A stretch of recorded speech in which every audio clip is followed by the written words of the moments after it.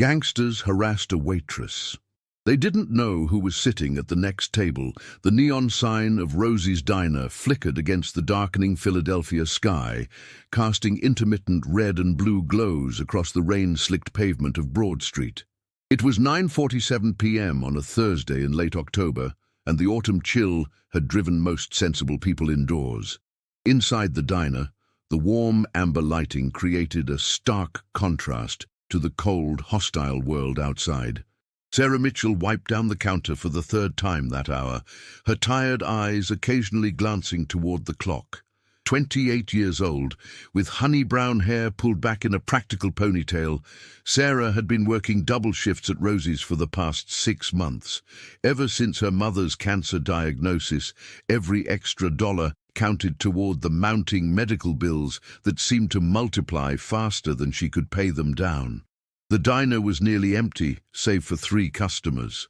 In booth 7, near the large front windows, sat a middle-aged man in a dark grey suit. He'd ordered black coffee and apple pie an hour ago and had been quietly reading a newspaper since then, occasionally glancing up at the street outside. Something about him seemed different from the usual late-night crowd, an air of quiet alertness that Sarah couldn't quite place.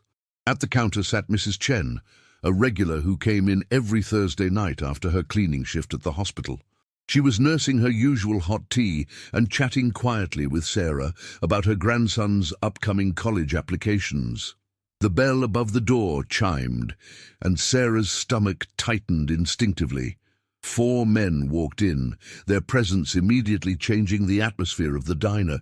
They weren't the typical late-night customers looking for coffee and comfort food. These men moved with predatory confidence, their expensive leather jackets doing little to conceal the hard edges of their personalities. The leader, a man in his mid-30s with slicked-back dark hair and a scar running from his left eyebrow to his cheekbone, surveyed the diner with cold calculation. His 3 companions, 2 built like brick walls and 1 thin man with nervous energy, followed him to booth 3, directly in the center of the diner. Sarah approached their table with her order pad, forcing a professional smile. "Good evening, gentlemen. What can I get for you tonight?" The scarred man looked up at her slowly, his dark eyes scanning her face with unsettling intensity. "Well, well, aren't you a pretty little thing?" His voice was rough, like gravel being crushed. "What's your name, sweetheart?" "Sarah," she replied, keeping her voice steady despite the uncomfortable feeling crawling up her spine. "Can I take your order?" "Sarah," he repeated as if tasting the name. "I'm Vincent Calabresi. These are my associates, Marco, Tony, and Danny." He gestured to his companions without taking his eyes off her. "We're going to be regular customers here, Sarah. I think you and I should get to know each other better." The 2 large men, Marco and Tony, chuckled darkly. Danny, the thin one, seemed more interested in scanning the diner nervously, his leg bouncing under the table. "I appreciate your business," Sarah said carefully, her knuckles white as she gripped her pen. "What would you like to order?" Vincent leaned back in the booth, spreading his arms across the top of the seat. "Bring us 4 coffees, 4 burgers, make mine rare, and your phone number." He smiled, revealing a gold tooth that caught the light. Sarah's heart hammered against her ribs. "I'm sorry, sir. I can get you the food and drinks, but I keep my personal life private." The smile vanished from Vincent's face. "Is that right?" He leaned forward suddenly, his voice dropping to a menacing whisper. "You know what I think is funny, Sarah? I think it's funny when people forget their manners, when they forget to be grateful for the opportunities presented to them." Marco, one of the larger men, cracked his knuckles loudly. "Boss don't like being told no, sweetheart." From the corner of her eye, Sarah noticed the man in the grey suit fold his newspaper and set it aside. He picked up his coffee cup, taking a slow sip, but she could sense his attention had shifted entirely to the conversation at booth 3. Mrs. Chen had gone silent at the counter, her teacup frozen halfway to her lips. "I'll get your order," Sarah said firmly, turning away from the table. Vincent's hand shot out, grabbing her wrist with surprising speed. His grip was like iron, his fingers digging into her skin. We're not done talking, sweetheart. The diner seemed to hold its breath. The only sounds were the hum of the refrigerator and the distant rumble of traffic outside. Let go of her arm. The voice came from booth 7, calm and measured, but carrying an unmistakable authority. Vincent's head swung toward the man in the grey suit, his eyes narrowing. "What did you say to me, old man?" The man stood up slowly, reaching into his jacket. Sarah's breath caught. Was he reaching for a weapon? But instead, he pulled out a leather wallet and flipped it open, revealing a gold badge that gleamed under the diner's lights. Special Agent Marcus Webb, Federal Bureau of Investigation. His voice remained calm, almost conversational. "I'm going to say this once, and only once. Let go of the young lady's arm, pay for your coffee, and walk out of here. Right now." Vincent released Sarah's wrist, but his expression had turned venomous. He stood up slowly, his 3 companions rising with him like a pack of wolves preparing to attack. "FBI!" Vincent spat the word like a curse. "You're a long way from your federal building, Agent Webb. And this is just a friendly conversation between me and my new friend Sarah." Marcus Webb moved away from his booth, positioning himself between Vincent's group and Sarah. At 52 years old, Webb was an imposing figure despite his age. 6 feet tall, broad-shouldered, with close-cropped grey hair and blue eyes that had seen too much violence in his 28 years with the Bureau. The lines on his face told stories of countless cases, sleepless nights, and the weight of responsibility. "Here's how this works," Webb said evenly. "You're going to leave. I'm going to enjoy the rest of my pie. And this young woman is going to continue her shift without any further harassment. Everyone goes home tonight. How does that sound?" Tony, the larger of the 2 muscular men, took a step toward Webb. "There's 4 of us, and 1 of you, Fed." Webb didn't move, didn't even blink. "And I'm the one with federal authority, a weapon, and the ability to make your lives very complicated. Your move." The tension in the diner was suffocating. Sarah stood frozen behind the counter, her wrist throbbing where Vincent had grabbed her. Mrs. Chen had quietly slipped her cell phone from her purse and was holding it under the counter, ready to dial 911. Vincent stared at Webb for a long moment, his jaw clenched so tight Sarah could see the muscles working beneath his skin. Finally, he smiled, a cold, humorless expression that never reached his eyes. "You're right, Agent Webb. This isn't worth the hassle. Not tonight." He straightened his jacket. "But let me give you some free advice, Fed. In this city, people like me, we have long memories, and we don't forget faces." He turned to Sarah, his smile widening. "You too, sweetheart. We'll be seeing each other again real soon. Count on it." Vincent gestured to his men, and the 4 of them walked toward the door. Danny, the nervous one, was the last to leave, glancing back at Webb with an expression Sarah couldn't quite read.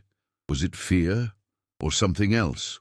The bell chimed as they exited, and through the large windows, Sarah watched them climb into a black Cadillac Escalade, parked illegally in front of the diner. The vehicle's engine roared to life, and they disappeared into the Philadelphia night. The diner remained silent for several heartbeats. Then Webb turned to Sarah, his expression softening. "Are you all right?" Sarah realized she was shaking. She looked down at her wrist, already seeing the dark red marks where Vincent's fingers had been.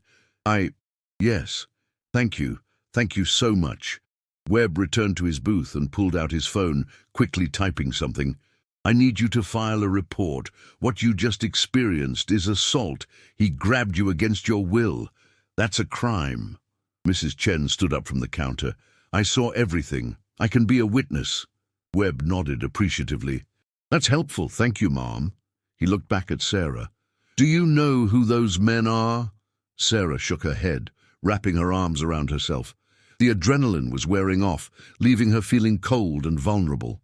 "The one with the scar said his name was Vincent Calabresi. I've never seen any of them before tonight." Webb's expression darkened. "Vincent Calabresi. Yeah, I know who he is." He pulled out a chair at the counter and gestured for Sarah to sit. "You should sit down." "You're in shock." Sarah sank into the chair gratefully, her legs suddenly feeling weak. "Who is he?" He's a rising figure in the Philadelphia organized crime scene, Webb explained, his tone serious. His family has been involved in various illegal enterprises for 3 generations: loan sharking, extortion, gambling, drug distribution.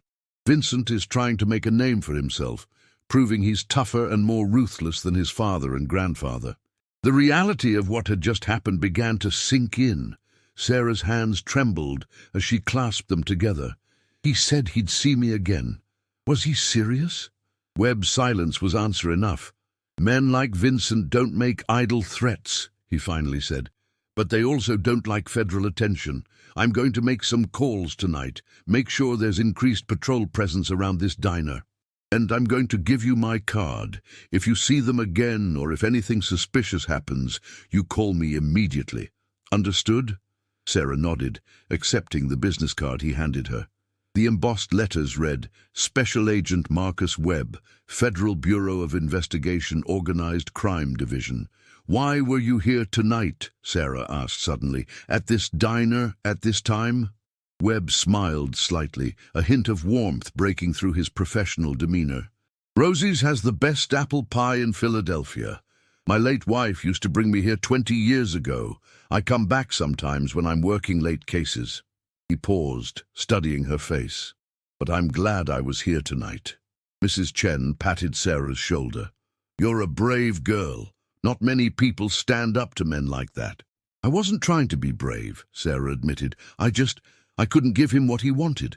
I can't afford to lose this job, but I can't afford to get involved with people like that either. Webb stood up, leaving cash on the counter for his bill and a generous tip. You did the right thing. Men like Vincent prey on fear and compliance. The fact that you stood your ground matters. He pulled on his coat. I'm going to make those calls now. Get increased patrols in this area. But Sarah, be careful. Be aware of your surroundings. Change your routes home if you can. And seriously, call me if anything feels off. As Webb walked toward the door, Sarah called out, Agent Webb? He turned back. Why do you care so much? I mean, you don't know me. Webb was quiet for a moment, his expression distant. I have a daughter about your age. If she was in trouble, I'd hope someone would help her. He nodded to both women. Good night, ladies. Stay safe. After he left, Sarah and Mrs. Chen stood in the quiet diner, the reality of the evening slowly settling over them like a heavy blanket. You should go home early tonight, Mrs. Chen suggested gently. I'll stay until Phil arrives for the night shift. Sarah looked around the diner, at the booths where Vincent and his men had sat, at booth 7 where Marcus Webb had been sitting, at the counter where she'd spent countless hours serving coffee and collecting tips that never seemed to be enough. No, she said finally, straightening her shoulders. I need the hours, and I won't let them chase me away from my job. But even as she said it, she couldn't stop her hand from trembling as she picked up her order pad. Outside, the rain began to fall harder, drops streaking down the windows like tears. Somewhere in the city, Vincent Calabrese and his men were planning their next move. And Special Agent Marcus Webb was making phone calls, pulling strings, trying to protect a young waitress who had inadvertently drawn the attention of one of Philadelphia's most dangerous, rising criminals. The night shift at Rosie's diner continued, but everything had changed. Sarah knew with cold certainty that this was just the beginning of something much larger and more dangerous than she could have imagined. The Philadelphia FBI field office on Arch Street hummed with activity, even at 11:30 p.m. Marcus Webb sat at his desk on the 3rd floor, his computer screen illuminating his weathered face as he pulled up files on Vincent Calabrese and his known associates. Around him, other agents worked late on various cases. Organized crime never slept, and neither did those who fought it. Working late again, Marcus? Agent Jessica Torres appeared beside his desk, carrying 2 cups of coffee. At 36, Torres was one of the Bureau's rising stars in the organized crime division, sharp, tenacious, and with an impressive track record of successful prosecutions. Webb accepted the coffee gratefully. Thanks, Jess. And yeah, something came up tonight at Rosie's diner. Torres pulled up a chair, her dark eyes curious. Let me guess. You were there for the pie? Always for the pie, Webb confirmed with a slight smile. But I ended up interrupting Vincent Calabrese, harassing one of the waitresses. He put his hands on her, made threats. I intervened. Torres's expression hardened. Calabrese was there in person. That's unusual. He's been keeping a low profile lately, letting his crew do the street-level work while he plays legitimate businessman. Webb turned his monitor so Torres could see the file he'd pulled up. That's what concerns me. Vincent doesn't personally shake down waitresses. It's beneath his current position in the organization, which means either he was there for another reason and opportunity presented itself, or he's specifically targeting that location for something bigger, Torres finished, leaning forward to study the screen. What do we know about Rosie's Diner? Family-owned business, been there for 42 years. Owner is Phil Rosenberg, 68 years old, clean record. The diner struggles financially, but stays afloat. Small staff, mostly part-timers. Webb pulled up another window. But here's where it gets interesting. The building next door is owned by the Calabrese family, through a shell corporation, of course. Torres's eyes narrowed. Let me guess. They want the diner's property. It's prime real estate, Webb confirmed. Broad Street location near the convention center, high foot traffic. If they owned both buildings, they could develop it into something much more profitable.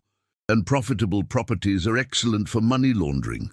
So, Vincent harassing the waitress wasn't random, Torres mused. He was there to intimidate the owner, maybe. Send a message. The girl just happened to be collateral damage. Webb thought back to Sarah's pale face, her trembling hands, the red marks on her wrist. She stood up to him, refused to give him her number, wouldn't back down even when he grabbed her.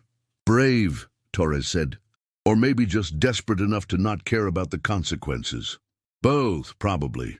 Webb pulled up another file. Sarah Mitchell, 28, no criminal record, works double shifts at the diner. I did some digging. Her mother has stage 3 breast cancer.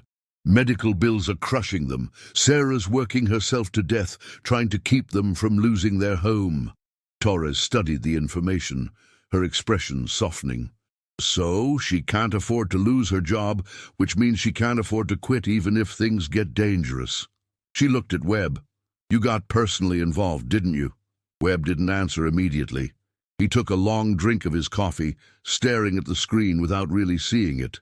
I showed my badge, identified myself as federal law enforcement, and ordered them to leave. Yeah, I got involved. Marcus, you know the protocol. We're supposed to let local police handle street-level harassment. We focus on the bigger picture, the RICO charges, the financial crimes, the network. I know the protocol, Webb said, his voice carrying an edge. I also know that if I hadn't been there, Vincent would have escalated. He'd grabbed her wrist hard enough to leave marks, Jess, and his men were ready to do worse if he gave the word. Torres held up her hands in a placating gesture. I'm not criticizing. I would have done the same thing. But you know what this means. You've made yourself visible to Calabrese. He knows a federal agent is watching him. He's going to be more careful now, which makes our job harder. Webb leaned back in his chair, the springs creaking. Or it makes him angry and reckless. Men like Vincent, they have egos bigger than their intelligence. He'll see my involvement as a challenge, a threat to his authority. He'll make a move. And when he does, we'll be ready. Torres stood up. I'll pull surveillance footage from the area around the diner, see if we can place Calabrese and his crew there before they went inside.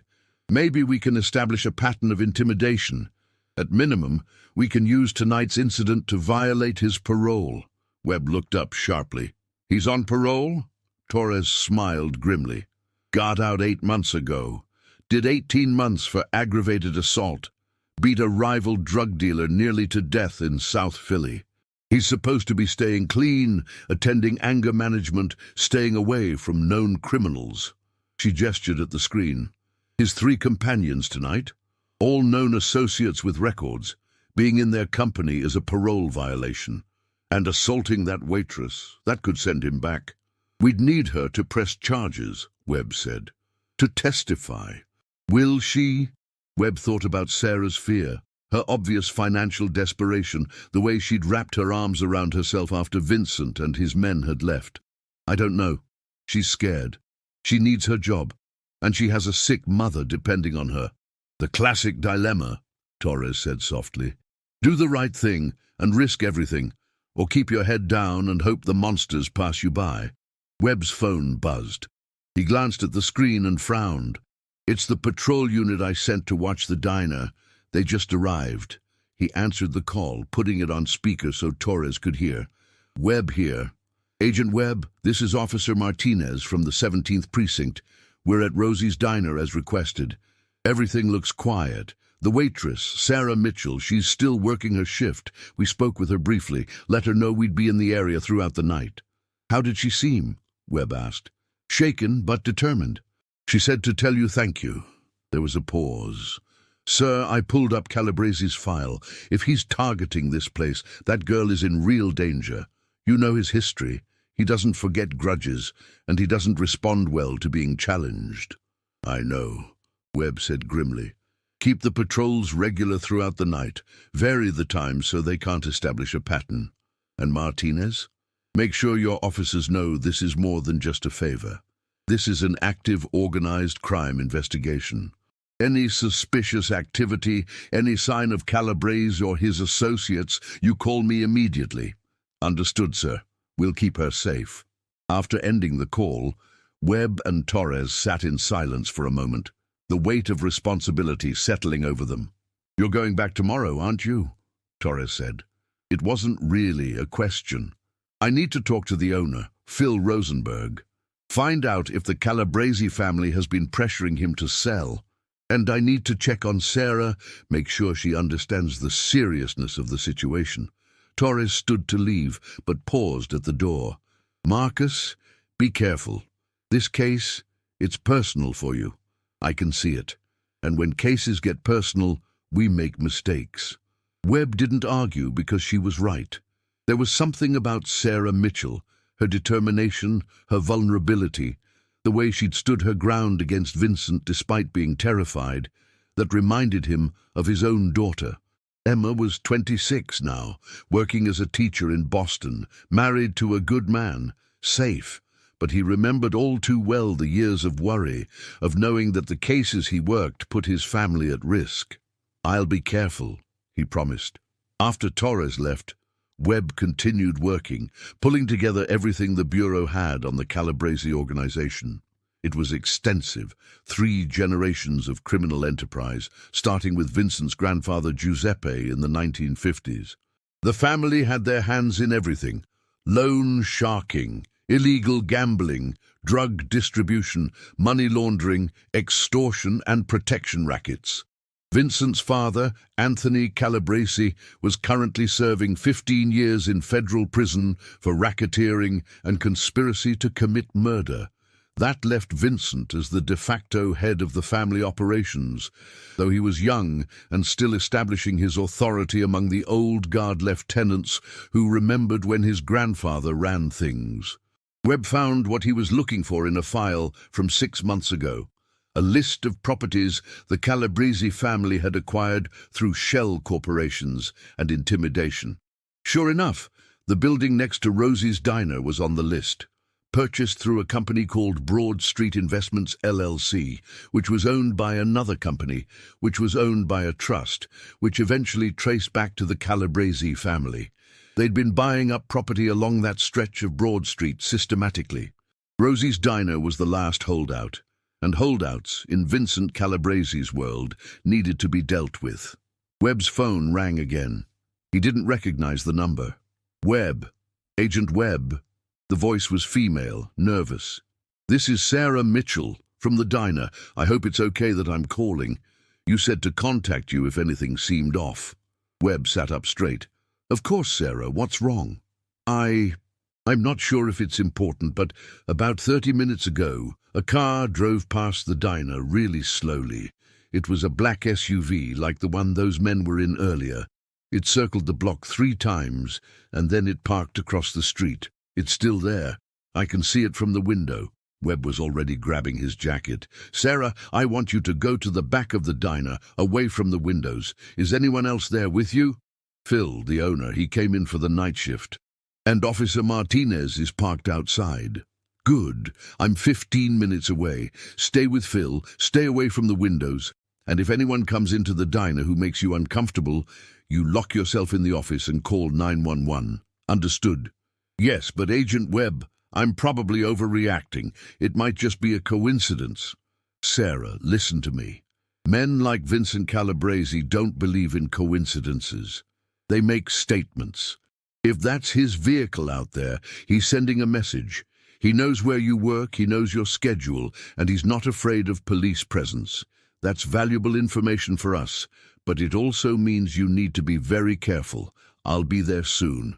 Webb ended the call and immediately dialed Martinez.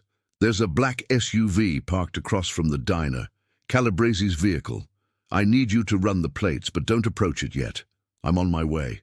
He grabbed his service weapon from the desk drawer, checked the magazine, and holstered it. As he headed for the elevator, his phone buzzed with a text from Torres. Got the surveillance footage. You need to see this. Calabrese went into 2 other businesses on that block tonight before the diner. Both declined to be interviewed. This is a systematic intimidation campaign. Webb texted back as he walked. On my way back to diner. Black SUV watching the place. This is escalating fast.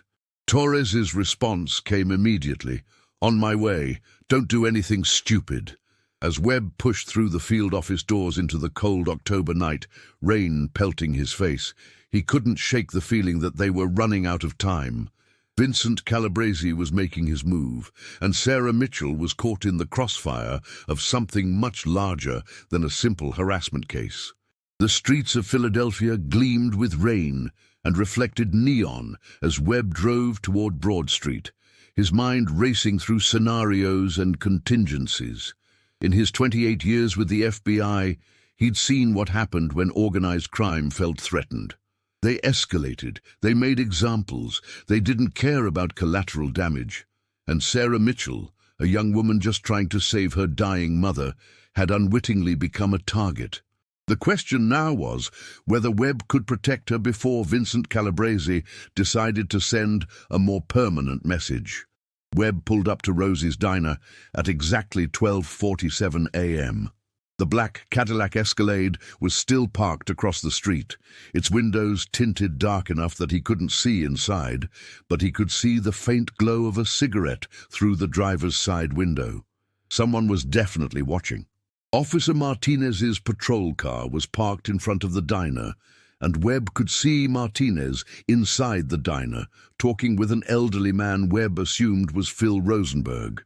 Sarah stood behind the counter, her arms wrapped around herself, looking small and frightened. Webb parked behind Martinez's vehicle and approached the Escalade before entering the diner. He walked directly to the driver's side and knocked on the window firmly. After a moment, the window rolled down, revealing a man in his 30s with a shaved head and a neck tattoo of a snake. Webb recognized him from the files. Danny Moretti, one of Vincent's crew, the nervous one from earlier tonight. "Evening, Danny," Webb said conversationally. "Nice night for surveillance, isn't it?" Danny's eyes widened slightly. "I don't know what you're talking about, Fed. I'm just sitting in my car." "Sitting in your car, watching a diner at almost 1 in the morning. That's interesting behavior." Webb pulled out his phone and took a photograph of Danny, the vehicle, and the license plate. "Especially for someone who's on probation for armed robbery. Let me check. One of your probation conditions is that you can't associate with known felons, right? And you have a curfew. Midnight, if I remember correctly." Danny's jaw clenched. "I'm not doing anything illegal." "No, but Vincent is using you to intimidate witnesses and interfere with a federal investigation." "That's a problem, Danny, a big one." Webb leaned closer to the window. "Here's how this is going to work. You're going to drive away right now. You're going to tell Vincent that his intimidation tactics aren't working, and you're going to seriously consider whether going back to prison for him is worth it. Vincent takes care of his people, Danny said, but his voice lacked conviction. Really? Then where was Vincent when you were doing 3 years in Greaterford prison? Did he visit you? Did he put money on your books? Support your family? Webb saw the flicker of doubt in Danny's eyes and pressed his advantage. Men like Vincent, they use people like you until you're not useful anymore. Then they discard you. You're smarter than this, Danny. For a long moment, Danny stared at Webb, conflict clear on his face. Finally, he started the engine. This ain't over. I know, Webb said, but tonight it is. Drive away, Danny, and think about what I said.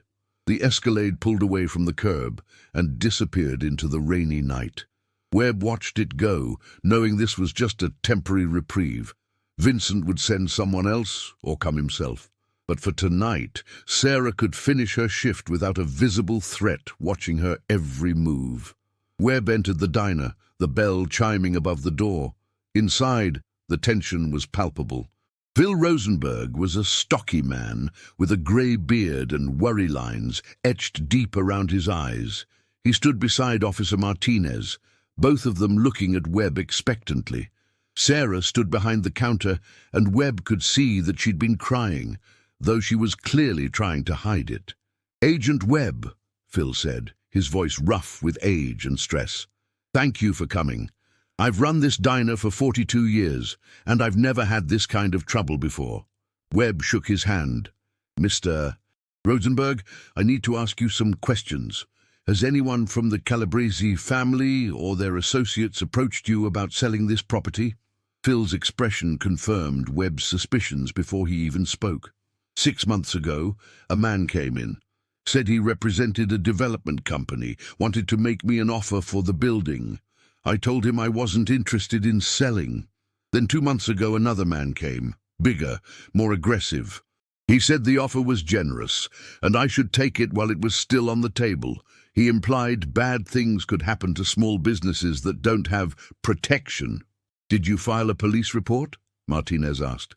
"I called the local precinct, but—" Phil shrugged helplessly. "What could I say? Someone made me a business offer and implied there might be protection money involved. They told me to call back if anything concrete happened." Webb pulled out his phone and showed Phil a photo. "Is this the man who approached you the second time?" Phil studied the image and nodded. "Yes, that's him. Who is he?" "Marco Russo, one of Vincent Calabrese's enforcers. He's the muscle of the operation." Webb pocketed his phone. "Mr. Rosenberg, you need to understand something. The Calabrese family owns the building next door through a shell corporation. They're systematically buying up this block. Your diner is the last property they need to control the entire stretch. They're not going to give up easily." Sarah spoke up, her voice shaky but determined. "So tonight, when Vincent came in, that wasn't random. He was here to threaten Phil through me." "Probably," Webb confirmed. "Intimidate the employees, make working here unpleasant and dangerous, and eventually Phil can't keep staff and can't keep the diner running. Then he has to sell." Phil sank into a chair, suddenly looking every one of his 68 years. "I can't sell. This place is my legacy. My father opened this diner in 1983. My wife and I ran it together for 37 years before she passed. This is all I have left of her." The pain in his voice was raw and real. Webb had heard similar stories dozens of times over his career. Ordinary people caught in the machinery of organized crime, their lives collateral damage in someone else's ambition. "Phil, I understand what this place means to you," Webb said gently, "but we need to be realistic about the danger. The Calabrese family has a history of violence. They've burned down businesses that wouldn't sell. They've assaulted owners. In one case, they kidnapped an owner's daughter and held her for 3 days until he signed over the deed." Sarah gasped. "They can't do that. That's terrorism." "It's organized crime," Webb corrected. "And yes, it's terrible. And yes, we work every day to stop it. But the reality is that these are dangerous people with resources and a willingness to hurt anyone who gets in their way. Officer Martinez cleared his throat. Agent Webb, what do you recommend? Should Mr. Rosenberg close the diner temporarily? Should we arrange protection? Webb considered the options, none of them good. The FBI can offer some support, but we can't provide round-the-clock protection. Local police can increase patrols, but they're stretched thin. The safest option would be for Phil to seriously consider selling and for Sarah to find employment elsewhere. No. Sarah's voice was firm, surprising everyone. I need this job. I can't afford to lose it. My mother's medical bills... Her voice cracked, but she pushed through. I can't quit because some criminal wants to intimidate me. Phil reached over and patted her hand. Sarah, honey, I appreciate your loyalty. But Agent Webb is right. This is too dangerous.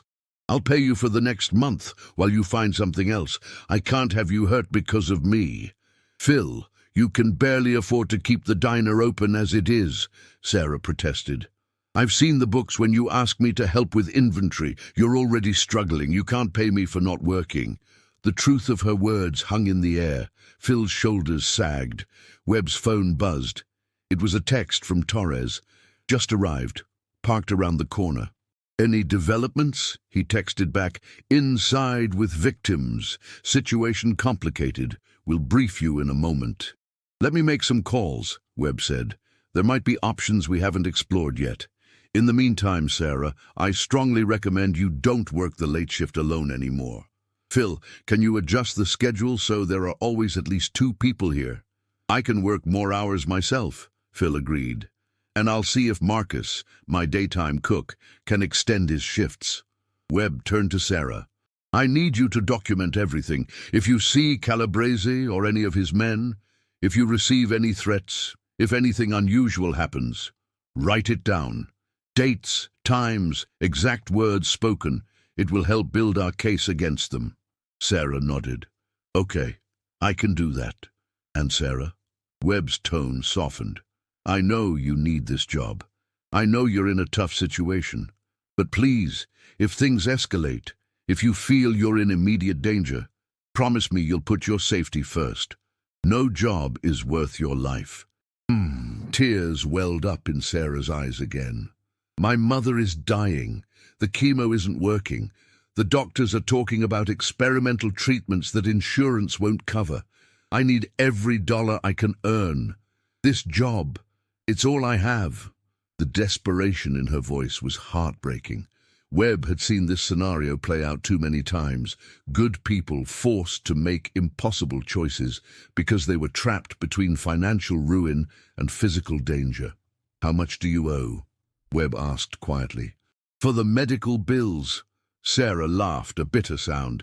$83,000 and counting. Every treatment, every scan, every prescription adds more. I make about $32,000 a year here before tips. Even if I worked 24 hours a day, 7 days a week, I couldn't keep up. Phil looked shocked. Sarah, I had no idea it was that much. Why didn't you tell me? Because what could you do? Sarah wiped her eyes with the back of her hand. You have your own problems. I'm not your responsibility. Officer Martinez, who had been quietly observing, spoke up. My wife is a social worker at Temple University Hospital. She helps patients navigate financial assistance programs. Would you like me to have her reach out to you?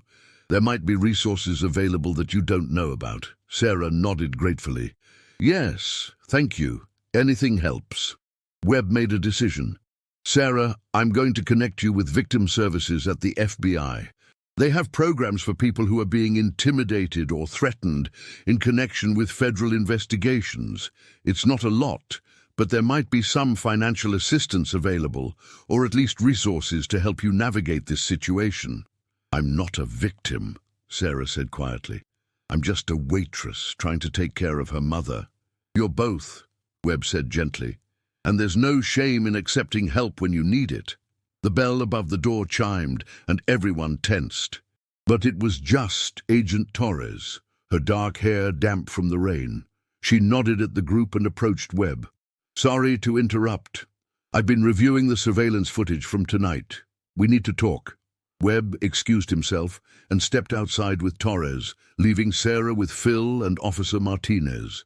In the rain-slicked parking lot, Torres pulled out her tablet. Look at this. This is from a camera at the corner of Broad and Sansom, about 2 blocks from here.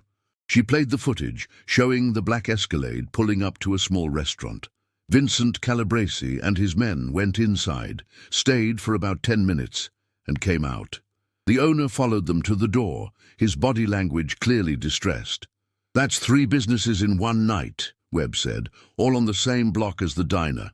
4, actually, Torres corrected, swiping to another video. This is from earlier in the evening.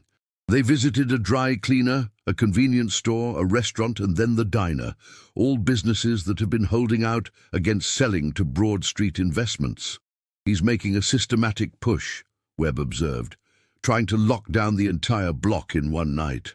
And it might be working. I called the restaurant owner, Mrs. Kim. She was terrified, wouldn't even talk to me on the phone. Hung up when I identified myself as FBI. The dry cleaner owner did the same. Webb stared at the diner, where through the windows he could see Sarah and Phil talking, 2 ordinary people whose lives had been upended by forces far beyond their control. We need to bring charges against Vincent, Webb said, tonight, for assault, for witness intimidation, for the parole violation. Get him off the streets before this escalates further. Torres nodded. I'll start the paperwork. But Marcus, you know how this works. Even if we arrest him tonight, he'll be out on bail by tomorrow afternoon. The Calabresi family has high-powered lawyers and deep pockets. This will buy us time, but not much. Time is what we need, Webb said. Time to build a case that puts him away for years, not months, and time to protect Sarah and Phil. His phone rang. It was the Philadelphia Police Department's dispatch. Agent Webb, this is dispatch. We have a report of a fire at 1847 Broad Street. That's the building next to Rosie's Diner, Webb finished, his blood running cold.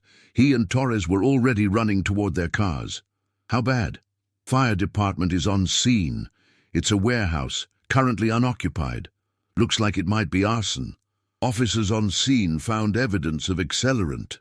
Webb stopped at his car, looking at the diner where Sarah stood in the window, watching the distant glow of flames lighting up the night sky 1 building over.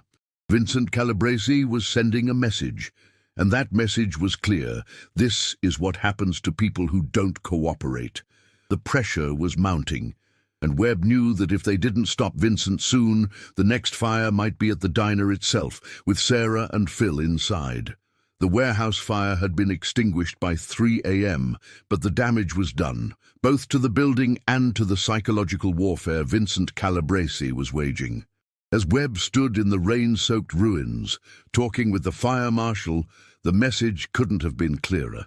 The warehouse was owned by Broad Street Investments LLC, a Calabresi shell company, which meant Vincent had burned his own property to send a message to the surrounding businesses. See what happens to buildings in this neighborhood?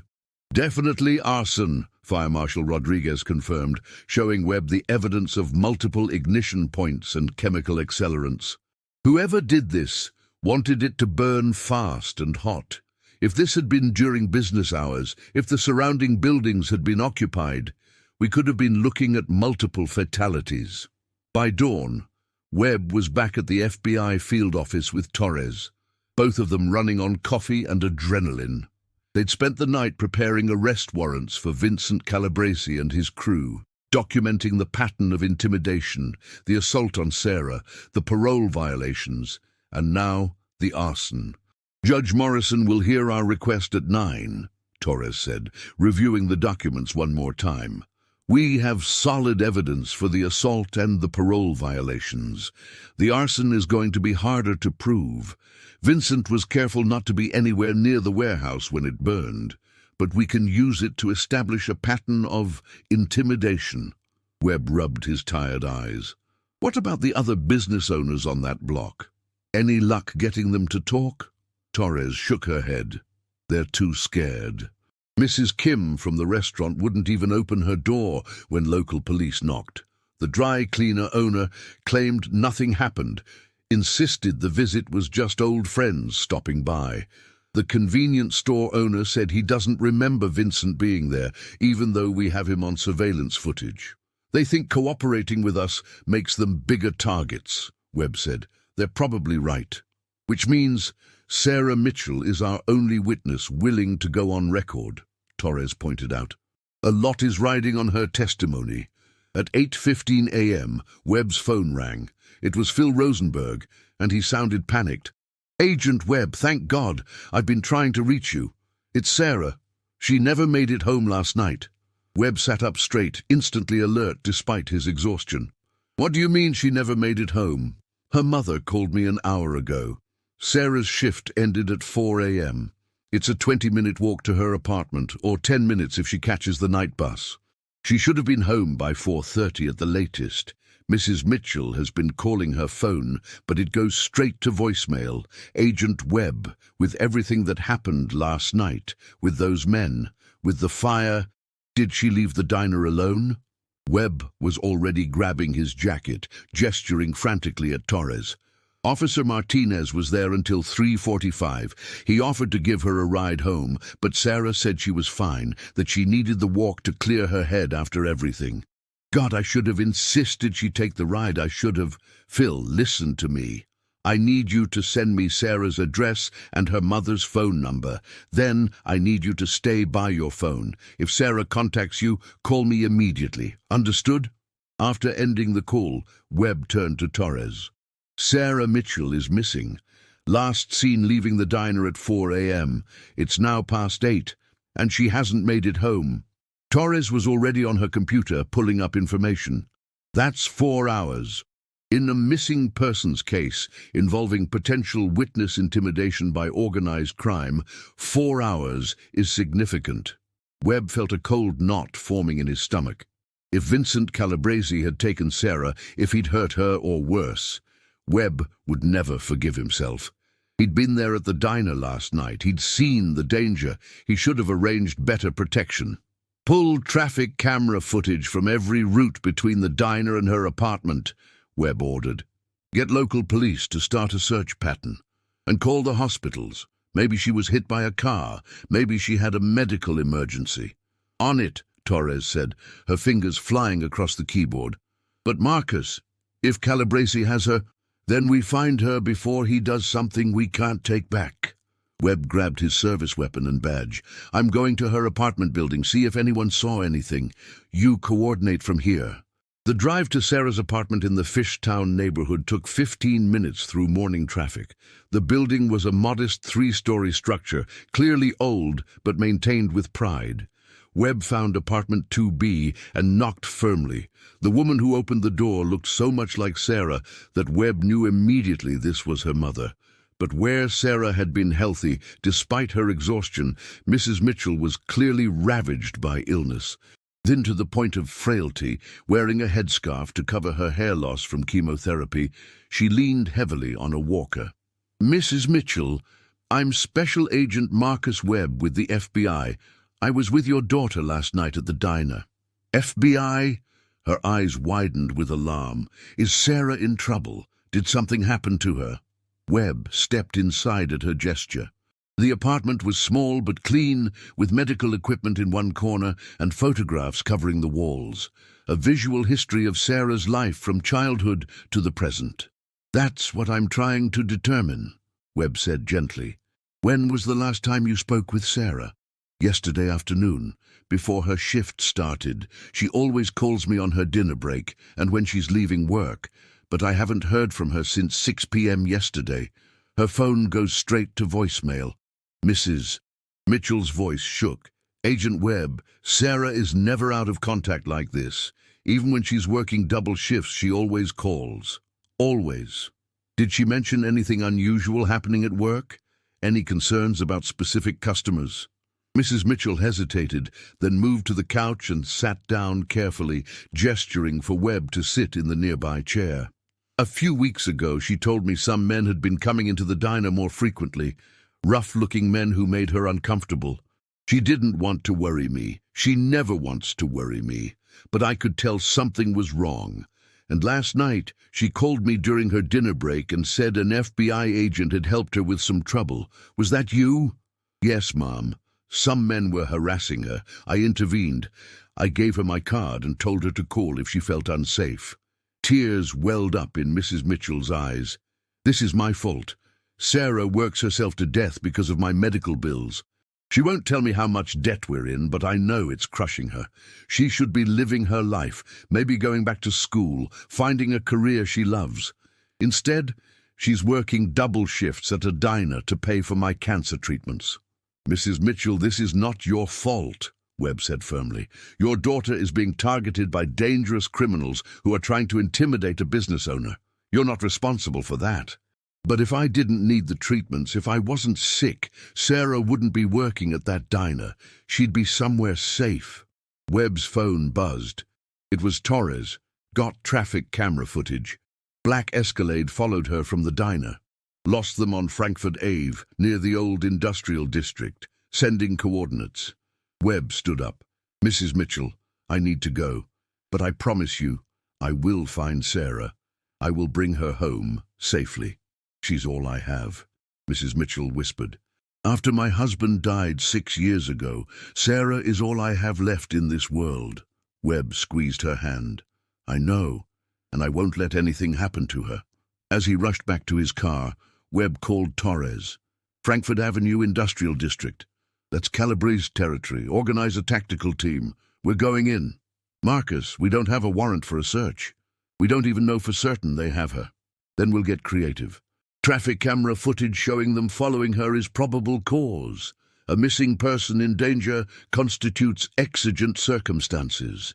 We can search any property that might reasonably be hiding her. Webb was already driving, weaving through traffic with his emergency lights flashing. How many properties do the Calabreses control in that area? At least 6 that we know of. Warehouses mostly used for various illegal operations. But Marcus, if we hit the wrong one, if we tip them off, they could move her or hurt her. Webb knew Torres was right. They needed to be smart about this. But every minute that passed was another minute Sarah was in danger. His phone rang. It was an unknown number. Webb answered, his gut telling him this was important. Agent Webb. The voice was male, nervous, young. Danny Moretti. I'm calling because... Look, I don't want no part of what Vincent's doing. It's gone too far. Danny, where is Sarah Mitchell? The old Calabrese shipping warehouse on Frankfurt and Somerset. Vincent's got her in the basement. He's been questioning her about what she told you, about whether she's going to testify against him. Danny's voice was shaking. Agent Webb, Vincent's losing it. He's talking about making an example, about sending a message. You need to get there fast. Danny, I need you to stay on the line. I need you to tell me about the layout of that building, about how many men Vincent has with him. I can't. If they find out I called you, I'm dead. Just get there quick. And Agent Webb? Sarah, she hasn't broken. Even after everything Vincent's done to scare her, she keeps saying she's going to tell the truth about what happened. She's braver than any of us. The line went dead. Webb immediately called Torres. Calabrese Shipping Warehouse, Frankfurt and Somerset. Assemble the tactical team. We're going in now. By 9:47 a.m., Webb was suited up in tactical gear, standing with a team of FBI agents and Philadelphia SWAT outside the warehouse. The building was a relic from Philadelphia's industrial past. 3 stories of brick and steel, most of it abandoned and decaying. The tactical team leader, Agent Rodriguez, briefed the group. We have eyes on 2 vehicles outside, the black Escalade from last night and a gray van. Thermal imaging shows at least 4 heat signatures inside, basement level. We go in hard and fast. Primary objective is the rescue of Sarah Mitchell. Secondary objective is the arrest of Vincent Calabrese and any associates. Webb checked his weapon one more time. In 28 years with the FBI, he'd participated in dozens of tactical operations, but this one felt different. This one was personal. Remember, Webb said to the team, Sarah Mitchell is a civilian who's been held against her will for over 5 hours. She's likely terrified, possibly injured. When we breach, we need to identify her immediately and get her to safety." "Understood," Rodriguez confirmed. "Team Alpha takes the main entrance. Team Bravo secures the perimeter. Team Charlie goes through the basement access on the east side. Agent Webb, you're with Team Charlie." The breach was executed with precision. The basement door came down with a single ram hit, and the team poured in with weapons raised and flashlights cutting through the darkness. "FBI! Everyone on the ground! Now!" The basement was a maze of old equipment and storage crates. Webb moved through it with his team, clearing corners, following the sound of voices deeper into the building. Then he saw her. Sarah was tied to a chair in a small office area at the back of the basement. Her face was bruised, her lips split and bleeding. Her clothes were torn, but she was alive, and when she saw Webb and the team, something like relief flooded her eyes. Vincent Calabresi stood beside her, along with Marco and Tony. They'd been in the middle of what looked like an interrogation, or worse. "FBI, hands where I can see them, now!" Vincent's face went through a rapid series of expressions: shock, rage, calculation. For a moment, Webb thought he might try to fight, but then his hands went up slowly. "This is private property," Vincent said, his voice surprisingly calm. "You have no right to be here." "We have every right," Webb shot back, moving quickly to Sarah. "Kidnapping, assault, witness intimidation. You just added about 20 years to your sentence, Vincent." Two agents moved in to cut Sarah free, while others secured Vincent and his men. Sarah's hands were shaking as the zip ties were cut away. She immediately tried to stand, but her legs gave out. Webb caught her. "Easy. You're safe now. We've got you." "He said..." Sarah's voice was hoarse, barely a whisper. "He said if I testified, he'd kill my mother. He described our apartment, said his men know her schedule, know when she's alone." "That's witness intimidation with a threat of violence," Webb said, loud enough for his body camera to catch it clearly.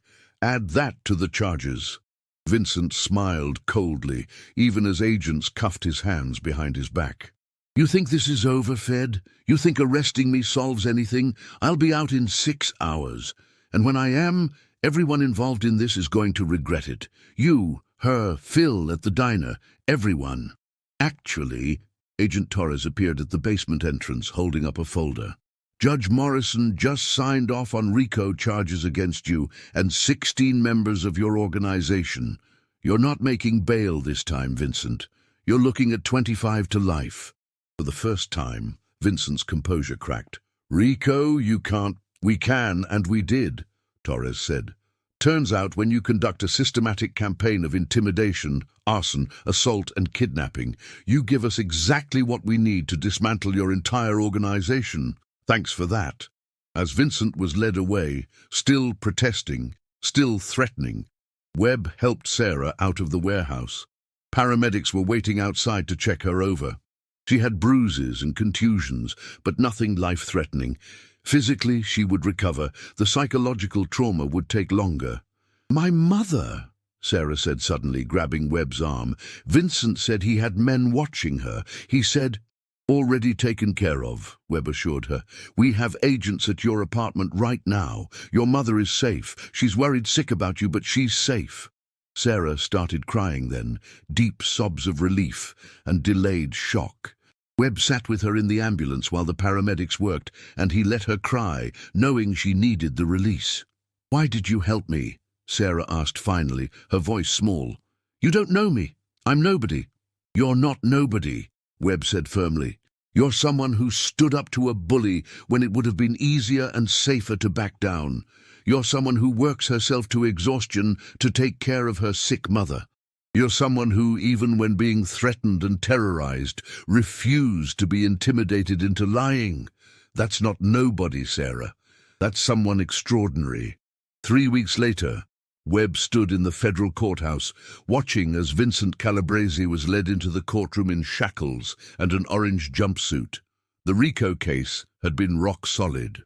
Vincent's own organization members, including Danny Moretti, who had turned state's witness, had provided detailed testimony about years of criminal enterprise. Sarah sat in the gallery beside her mother, who looked healthier than she had 3 weeks ago. The arrest had made news, and the publicity had resulted in several non-profits reaching out to help with Mrs. Mitchell's medical bills. A GoFundMe campaign organized by Phil and the diner's regular customers had raised over $60,000. It wasn't enough to eliminate all the debt, but it was a start. The judge, a stern woman in her 60s, looked down at Vincent without mercy.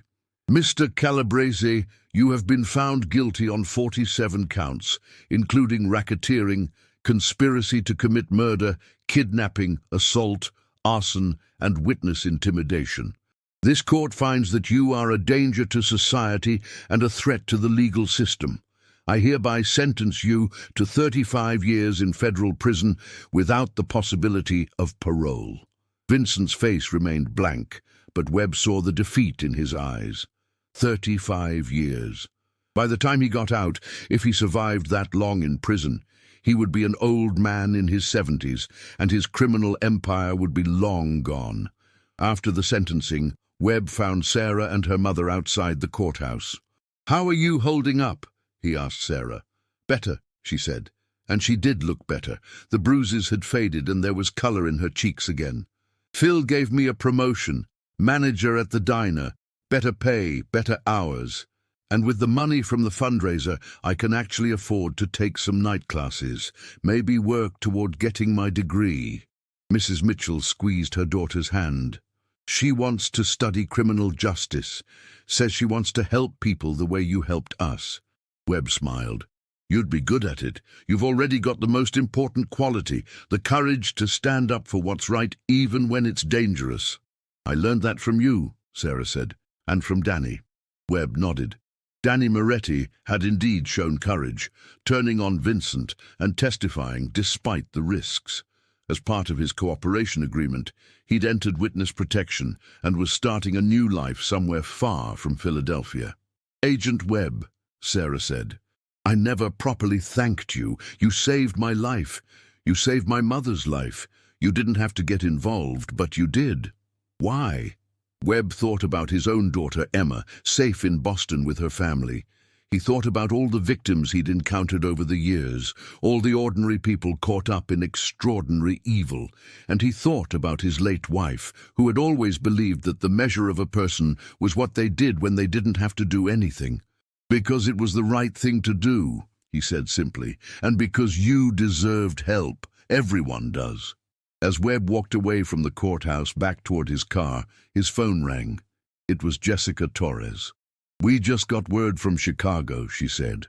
"The Moretti family there wants to cooperate with our investigation into their operations. Apparently, word spread about how quickly we dismantled the Calabrese organization. Smaller crime families are starting to realize they're vulnerable." "One victory leads to another," Webb observed. "Yeah, and Marcus, good job on this one, really good job." After ending the call, Webb stood beside his car for a moment, looking up at the clear November sky. In this job, victories were often partial and temporary, but this time they'd won completely. Sarah was safe, her mother was getting treatment, Vincent Calabrese was behind bars, and a young woman who'd been working herself to death out of love and desperation now had hope for a better future. It wouldn't always be this clear-cut. There would be other victims, other criminals, other battles to fight. But today, justice had won. And sometimes, in this job, that was enough. 6 months later, Sarah Mitchell stood behind the counter at Rosie's diner, but this time as manager rather than just a waitress. The diner had undergone renovations. The insurance money from the warehouse fire next door had been used to buy and renovate that building, expanding Rosie's into a larger operation. They'd hired 3 new staff members, including a young man named Carlos, who was working his way through community college. Phil Rosenberg stood beside her, looking at the dinner rush with satisfaction. "Your idea to expand the menu was brilliant," he told Sarah. "Revenue is up 40%. Sarah smiled. She'd been taking business management classes at Temple University, attending night school 3 times a week. Her mother's cancer was in remission. The experimental treatment funded by the GoFundMe money had worked better than anyone expected. Mrs. Mitchell was even talking about going back to work part-time at the library where she'd worked before her diagnosis. The bell above the door chimed, and Marcus Webb walked in, looking tired but pleased. He'd become a regular at the diner again, stopping by once or twice a week when his cases brought him to the area. "Agent Webb," Sarah greeted him warmly. "Your usual booth? Please. And it's Marcus. I keep telling you, you can call me Marcus." Sarah laughed and led him to booth 7, the same booth he'd been sitting in the night everything had changed. "Old habits, coffee and apple pie? You know me too well." As Sarah poured his coffee, she noticed the newspaper he'd brought in. The headline read, "Philadelphia crime rates drop to 20-year low following organized crime crackdown." "You should be proud," Sarah said, gesturing at the paper. "You made a real difference." Webb shrugged modestly. "We all did. You, Phil, Danny, Torres. It was a team effort, and you're the one who had the courage to stand up when it mattered most." "I was terrified the whole time," Sarah admitted. "Courage isn't the absence of fear," Webb said. "It's doing what's right despite the fear." "You taught me that." After Sarah walked away to handle other customers, Webb sat alone with his coffee and pie, thinking about how one night at a diner had changed multiple lives. Sarah had a future now. Danny Moretti was rebuilding his life somewhere safe. Vincent Calabrese and 16 members of his organization were behind bars. And Marcus Webb had been reminded of why he'd joined the FBI in the first place: to protect people who couldn't protect themselves. His phone buzzed with a text from his daughter Emma. "Love you, Dad. Proud of the work you do." Webb smiled and typed back, "Love you too, sweetheart." Outside, the Philadelphia streets bustled with life. People going about their evenings, pursuing their dreams, living their lives in relative safety. They didn't know about the federal agents working late nights to keep them secure. They didn't know about the waitresses who stood up to gangsters, or the diner owners who refused to sell their souls along with their properties. But that was okay. They didn't need to know. The victories happened in the shadows, in the quiet moments of courage, in the decision to help someone even when you didn't have to. Marcus Webb took a bite of his apple pie, still the best in Philadelphia, and smiled. Sometimes being in the right place at the right time was all it took to change the world.